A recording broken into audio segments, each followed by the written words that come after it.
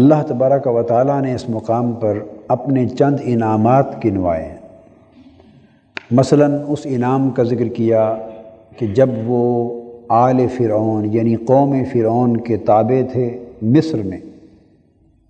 اور فرعون کی حکومت بڑی ظالمانہ اور جابرانہ تھی، وہ ان کے بیٹوں کو، جو بیٹے پیدا ہوتے ان کو قتل کروا دیتا اور بچیوں کو زندہ رکھتا۔ اس امر کی حکمتیں اور اس کی تفصیلات انشاءاللہ آئندہ کسی موقع پر آئیں گی۔ اس وقت صرف اشارہ اس کے مظالم کی طرف کرنا مقصود ہے۔ اللہ تبارک و تعالیٰ نے فرمایا کہ اتنی بڑی آزمائش تھی، ہم نے تمہیں اس سے بھی نجات دی اور تمہارے لیے دریا کو پھاڑ دیا تاکہ تم عبور کر جاؤ، تمہیں نجات دی، اور قوم فرعون کو تمہاری آنکھوں کے سامنے غرق کر دیا۔ پھر ہم نے موسیٰ علیہ السلام سے، اللہ پاک فرماتے ہیں، وہ وقت بھی یاد کرو کہ ہم نے موسیٰ سے 40 راتوں کا وعدہ کیا، اور جب موسیٰ علیہ السلام چلہ اعتکاف میں کوہ طور پر چلے گئے، 40 روزہ اعتکاف کے لیے کوہ طور پر پہنچے، تو اللہ پاک فرماتے ہیں کہ میری اتنی بڑی نعمتوں کے باوجود کہ تم کو آزادی دی تھی مظالم قوم فرعون سے، مگر تم میری اس نعمت کو بھول گئے، اور موسیٰ علیہ السلام کے چلے جانے کے بعد تم نے ایک بچھڑے کو اپنا معبود بنا لیا، اور تم واقعی بڑے ظالم تھے۔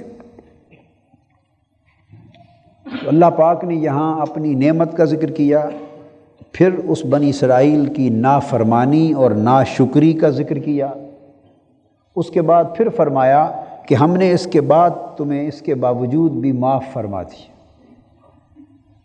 تاکہ ہماری اس معافی پر تم شکر گزار بن جاؤ۔ سمجھانا یہ مقصود ہے کہ ہم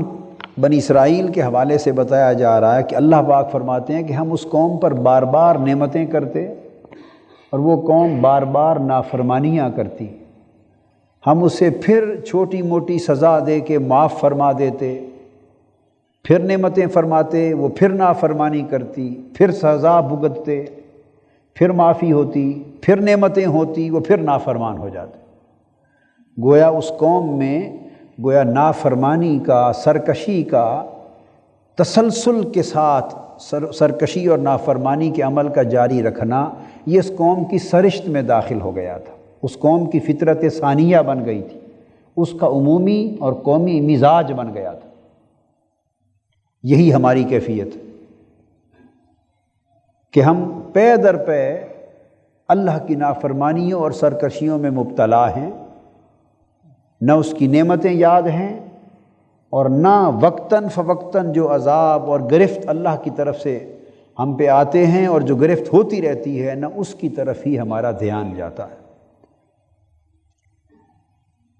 اللہ تبارک و تعالیٰ فرماتے ہیں پھر سزا دی گئی، اس بچھڑے کی پرستش اور شرک کی سزا کے طور پر کہ تم آپس میں ایک دوسرے کو قتل کرو، یعنی بہت بڑی جانی قربانی دینے کے بعد ان کی توبہ قبول ہوئی، فتاب علیکم، تمہاری توبہ قبول ہو گئی، مگر پھر بھی نہ سنورے۔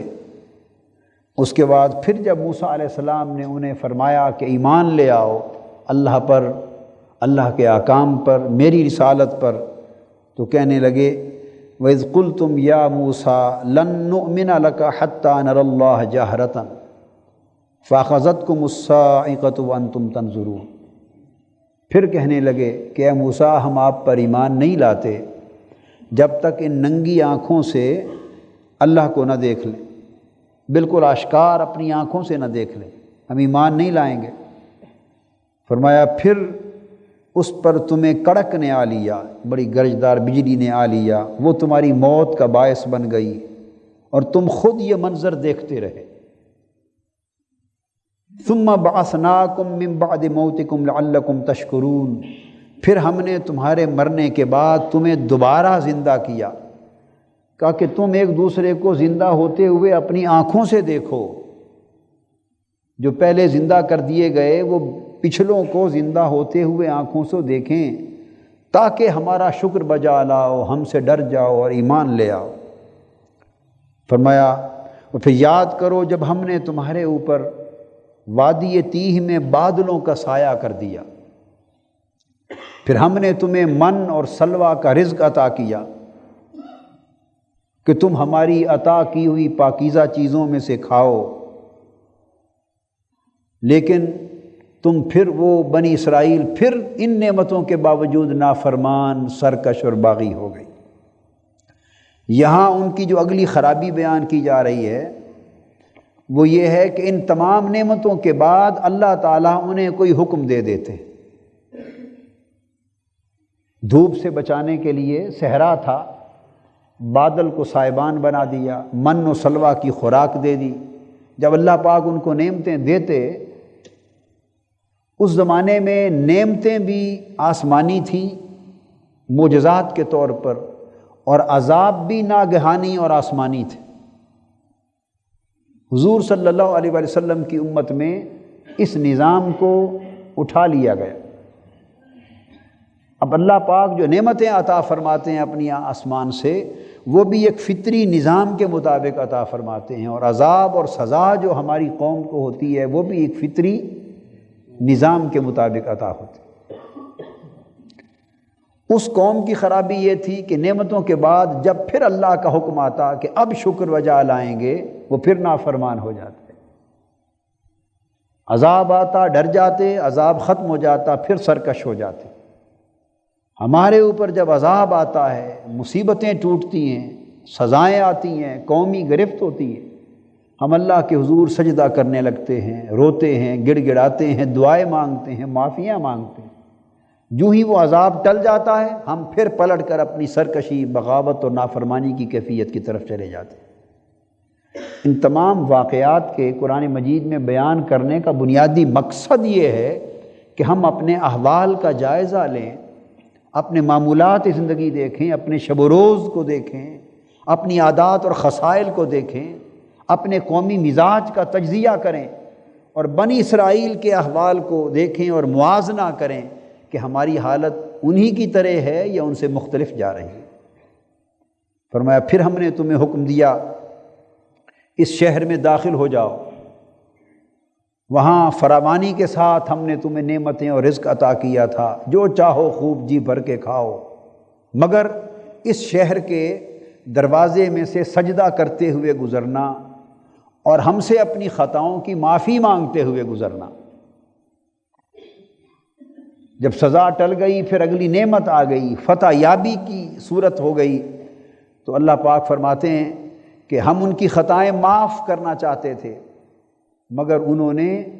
اللہ کے اس قول کو پھر بدل دیا، بلکہ اسے مذاق میں بدل ڈالا، مذاق میں بدل ڈالا۔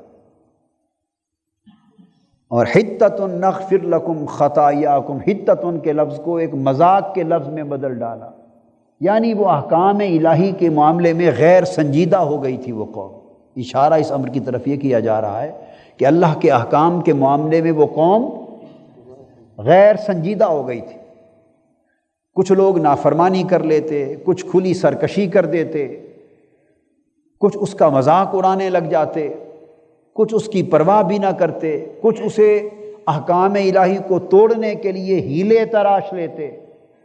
کچھ کنارہ کشی کر کے خاموش ہو جاتے۔ الغرض قوم کے مختلف طبقات اپنے اپنے مزاج کے مطابق اللہ کے احکام پر عمل درآمد سے اس طرح گریزاں ہو گئے تھے۔ فرمایا پھر ہم نے بصورت طاعون تم پر سخت آفت اتار دی، اس وجہ سے کہ وہ بنی اسرائیل مسلسل ہماری حکم عدولی کرتے رہتے تھے۔ عذاب آ گئے۔ اس کے بعد قرآن مجید بیان کرتا ہے اس کے پھر جب ایک قحط کی صورت پیدا ہوئی، پانی میسر نہ تھا، بارش نہ ہوئی، انہوں نے پھر موسیٰ علیہ السلام سے درخواست کی کہ اپنے اللہ کی بارگاہ میں دعا کرو کہ ہمیں پانی ملے۔ تو موسیٰ علیہ السلام نے اپنی قوم کے لیے پانی مانگا، کوئی دریا، کوئی چشمہ، کوئی نہر میسر نہ تھی۔ اللہ پاک نے فرمایا موسیٰ اپنا پتھر، اس پتھر پر اپنا عصا مارو، تو آپ موسیٰ علیہ السلام نے اپنا عصا مارا تو پتھر سے 12 چشمے پانی کے پھوٹ پڑے۔ تو بنی اسرائیل کے جتنے گروہ تھے ہر گروہ کے لیے الگ الگ گھاٹ مقرر کر دی گئی کہ وہ خود بھی پانی پئیں اور اپنی دیگر ضرورتیں بھی پوری کریں۔ پھر اللہ پاک نے ان کو رزق دیے اور فرمایا کہ دیکھو یہ سب کچھ عطا کیا، زمین میں فساد انگیزی نہ کرنا۔ پھر نعمتوں کا ذکر آیا۔ اب میں دیکھیے تسلسل کے ساتھ اللہ کی نعمت، ان کی نافرمانی، سزا اور معافی، پھر اللہ کی نعمتیں، پھر ان کی نافرمانی، پھر ایک سزا، پھر معافی، پھر نعمتوں کا سلسلہ شروع۔ یعنی ایک داستان ہے اللہ پاک نے جو ہمارے سامنے کھول کے رکھ دی۔ فرمایا ان نعمتوں کے بعد وہ پھر ناشکر گزار ہو گئے، اور 19واں حکم ہے یہ، 19واں کل کی ترتیب کو ساتھ ملا کر، کہ ان کی بنی اسرائیل کی ایک اور نمایاں خسرت کیا تھی کہ اللہ کی نعمتوں کی ناشکری تو کرتے ہی تھے، احکام کی نافرمانی تو کرتے ہی تھے، اللہ کے احکام کا مذاق بھی اڑاتے تھے، مگر یہاں جو بیان کیا جا رہا ہے وہ یہ کہ اللہ کی نعمتوں کی ناقدری بھی کرتے تھے، قدر شناس نہ تھے۔ اور حق بات یہ ہے کہ نافرمانی ہوتی بھی تب ہے جب حکم کی قدر نہیں ہوتی، اور ناشکری بھی تب ہوتی ہے جب نعمت کی قدر نہیں ہوتی۔ فرمایا وہ رب جس نے انہیں من و سلوہ کی نعمتیں، طرح طرح کے رزق آرام سے بغیر محنت و مشقت کے عطا فرما دیے تھے، تو وہ کہنے لگے موسیٰ علیہ السلام سے کہ اے موسیٰ، ہم تو یہ ایک جیسا کھانا کھا کے تنگ آ گئے ہیں، ہمیں یہ نہیں چاہیے، ہمیں تو زمین سے ساگ چاہیے، ککڑی چاہیے، گیہوں چاہیے، مسور چاہیے، پیاز چاہیے، ایسی چیزیں ہمیں لا کے دیں، ہم تو ایسی چیزوں کے خواہش مند ہیں۔ تو اللہ پاک فرماتے ہیں قال اتستبدلون الذی هو ادنی بالذی هو خیر، نادانو تم نے اس چیز کو جو ادنا ہے بہتر چیز کے بدلے مانگا ہے، اعلیٰ کو چھوڑ کر ادنا کو مانگ رہے ہو۔ اگر جاؤ پھر تمہاری یہی خواہش ہے تو اس کسی شہر میں اترو، محنت کرو، جو چاہتے ہو پھر میسر ہو جائے گا۔ اللہ پاک فرماتے ہیں ان کی ناقدری پر پھر ان پر ذلت اور محتاجی مسلط کر دی گئی، اور وہ اللہ کے غضب میں دوبارہ لوٹ گئے۔ اب اس کے بعد ان کی اگلی خصلت کا بیان آتا ہے، ذالک بانہم کانوا یکفرون بآیات اللہ، یہ ذلت اور مسکنت کی زندگی جو ان پر مسلط کی گئی، ذلت کی زندگی یعنی بے عزتی کی زندگی، وہ ایسی زندگی جس میں ان کی عزت لٹ جائے، چھن جائے، اور مسکنت کی زندگی جس میں ان کے رزق چھن جائیں، ان کی خوشحالی تلف ہو جائے، تنگ دستی آ جائے، فقیری آ جائے، محتاجی آ جائے، مالی وسائل میں کمی آ جائے، غربت اور افلاس مسلط کر دیا گیا قوم پر۔ کیوں؟ 20واں حکم یہ ہے، اللہ پاک نے فرمایا اس کا سبب یہ تھا کہ وہ اللہ کی آیتوں کا یعنی اللہ کے احکام کا انکار کرتے تھے۔ کانوا یکفرون بآیات اللہ، اللہ کی جو آیات و احکام اتری تھی ان کا انکار کرتے تھے۔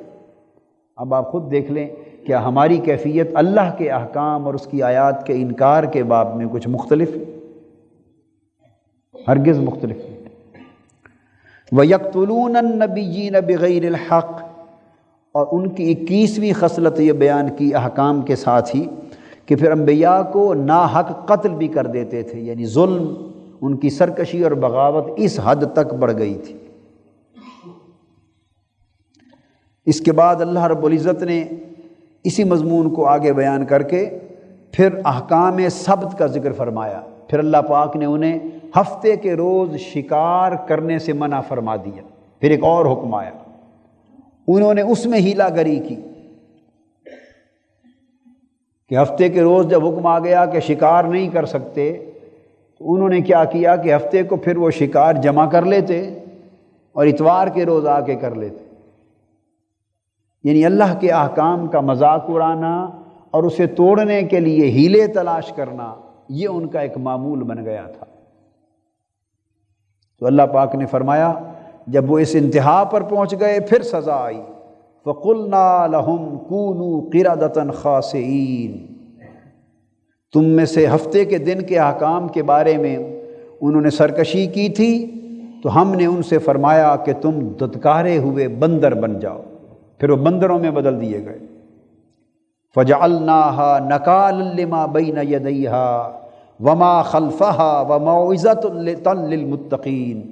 اور پس ہم نے اس واقعہ کو ان کا بندروں میں بدل دیا جانا اس زمانے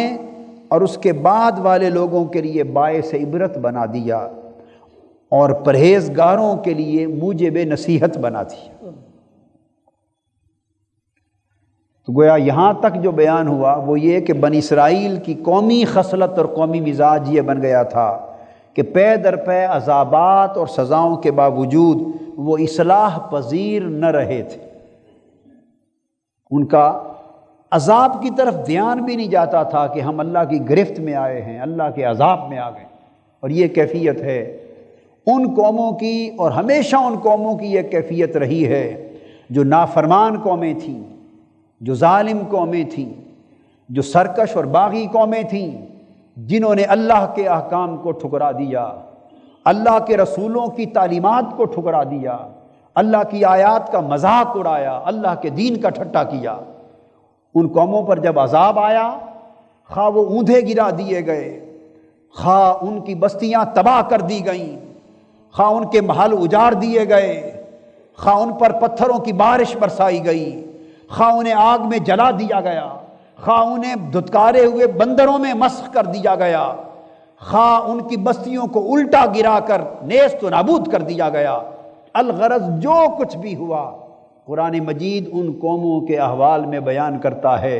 کہ جو قومیں نافرمان ہو گئی تھیں